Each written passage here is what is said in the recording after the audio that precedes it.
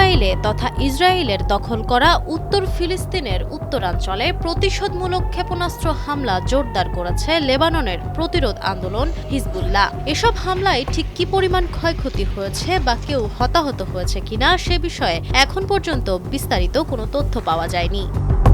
কাতার ভিত্তিক সংবাদ মাধ্যম আল জাজিরা সহ একাধিক সূত্র জানিয়েছে, বুধবার ভোরে হিজবুল্লাহ নতুন করে তীব্র ক্ষেপণাস্ত্র হামলা শুরু করলে দখলদার ইসরায়েলের কিরিয়াত শামুনা শহর ও আশেপাশের অঞ্চলে সাইরেন বেজে ওঠে। এ সময় মাত্র 10 মিনিটে হিজবুল্লাহর 30টি ক্ষেপণাস্ত্র উত্তর ইসরায়েল এবং আল জালিল বা গ্যালিলি অঞ্চলের পশ্চিম অংশে 10টি ক্ষেপণাস্ত্র আঘাত হানে। একাধিক ইসরায়েল সূত্র এসব তথ্য নিশ্চিত করেছে।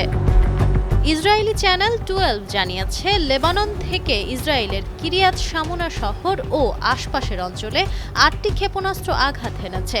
এছাড়াও এদিন সকালে ইসরায়েলের দখল করা আক্কা, নেহারিয়া, আল জালিল আলিয়া ও পশ্চিম আল জালিল অঞ্চলে সাইরেন বা সতর্ক ঘণ্টা বেজে ওঠে বলে ইসরায়েলি সূত্রগুলো জানিয়েছে। Nafisa Nuwal, Times today.